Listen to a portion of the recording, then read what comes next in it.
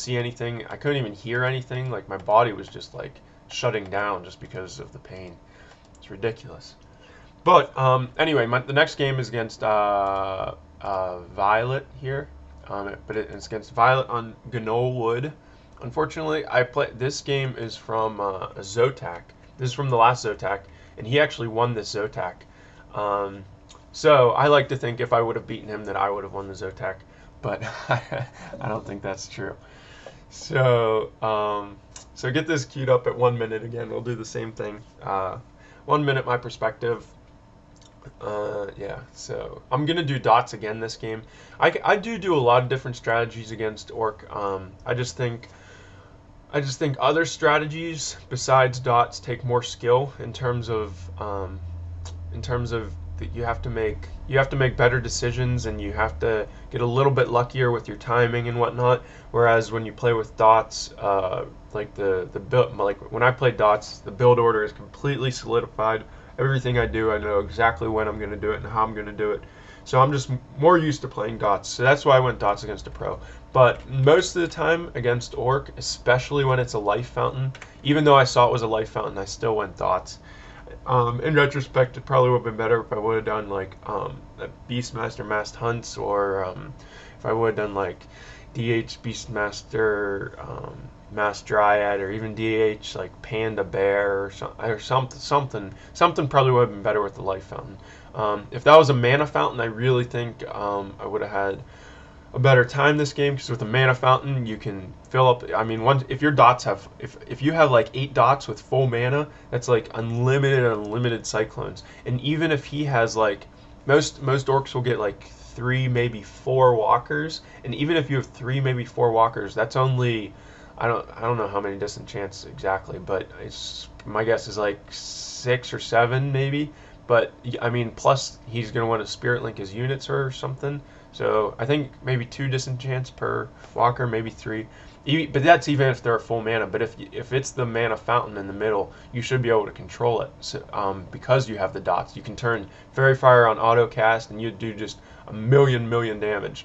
But and like I said, he'll only have so many walkers, because those grunts take up the food, and grunts are useless. And you need raiders, because raiders are the best unit in the game. So yeah, so even if if it is mana fountain, I think it's more advantageous for the night elf in terms of you have unlimited cyclones versus a very limited number of disenchants. And not to mention, you can like fill up on your mana and then go hit him before he has a chance to fill up those walkers with mana. And if you have like I said, 6 or 8 dots with max mana, and you go hit Orc bases, it's devastating. But that's not this game. So this game is, like I said, a life fountain. In terms of my base build, you see I'm doing the same thing with like a blocked off base. I didn't talk about this last game, but in order to block off your base, if you're building the Moonwell against an altar or a tree, you have to build it right next to each other. The only building that you can build it 1 block apart is with the Moonwells. And whenever I say 1 block, I don't know what to call it. I guess it's like 1 unit, or 1 square, or whatever you want to call it. Like whenever you're building your buildings, you'll see like it moves and shifts. Well, when you're building those Moonwells, if you have 2 Moonwells together, you can build them 1 block apart. And then what that does is you can get wisps in and out, and you can get those small units like casters in and out. But heroes and archers and dryads and bears and whatnot, I guess their collision is too big and they can't get through. So that's my favorite base build for Night Elf. But you'll see, if you look at my base, I have the altar right next to the tree, and then the Moonwell connecting the tree and the altar. And then I'll eventually close off the base there once I've finished building the rest of my buildings.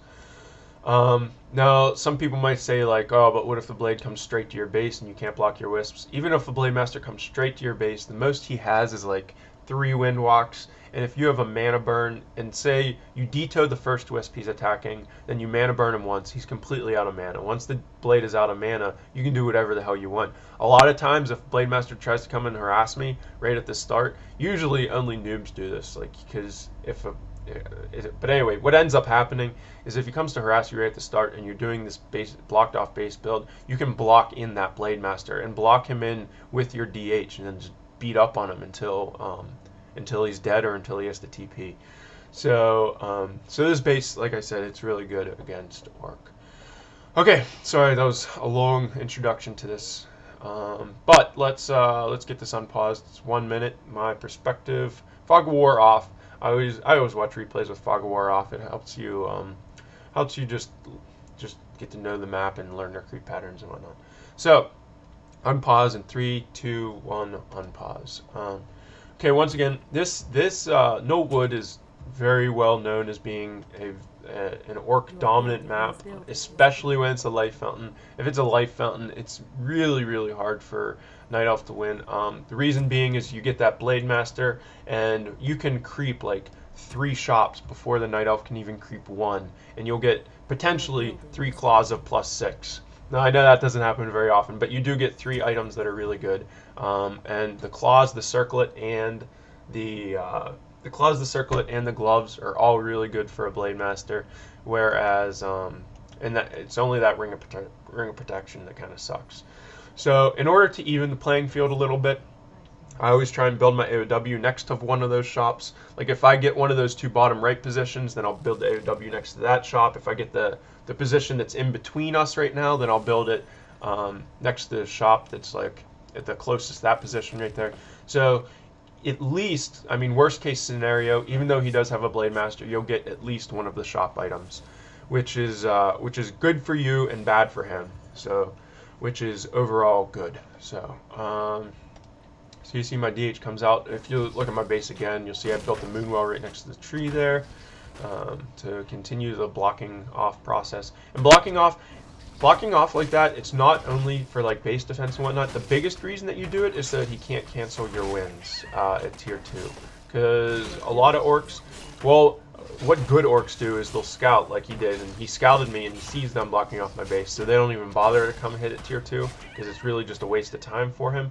But if you don't block off that base, what happens is a lot of good orcs, they'll come right as you hit tier 2, because of course everyone's timing is perfect, and they'll come right as you hit tier 2 and they'll cancel your wins and yada yada yada, and they'll cancel them like 3 times, and unless, I mean, it can be just really frustrating. So by blocking off your base like that, you can save yourself a lot of frustration. Okay, after I finish creeping that first shop, I run to creep the second shop. I don't know why my unit stopped right there.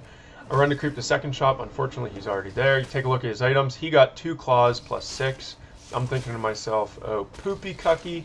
This is not going to be good. He's going to take those claws and shove each one of those blades up my bum hole. I tried to I dusted him and I tried to mana burn him, but he walked his Blade Master right on top of that stupid purge creep, and I mana burned the purge creep. But if you'll take a look at it again, if you want to watch it again, you'll see literally he was right on top, and I swear I clicked the Blade Master, but like I said, he was right on top, so I couldn't do anything. So once again, I'm still in the race for items, so I'm hoping he didn't creep this one. I wasn't sure if he crept this shop or the other shop, so I went to this shop hoping to get another item, but it was already crept, unfortunately. So I just bought the boots, and then I'm running up to the next shop, because if you get 2 of those shops, then it kind of evens out, even if he does get the middle. Because that's the other thing against Orc on this map is if it's a life fountain in the middle, I mean, it's like a free creep for him. You can't even touch him. And here comes his blade, getting really pissed off about it. I dusted just out of habit. I didn't check his mana. Most of the times what you want to do is you want to check his mana first, and you only want to dust if he has 75 mana, which is the cost of a Windwalk. Now we're sitting there dancing around the creep. Bang! I got the creep and the item, which is great for me because it's actually better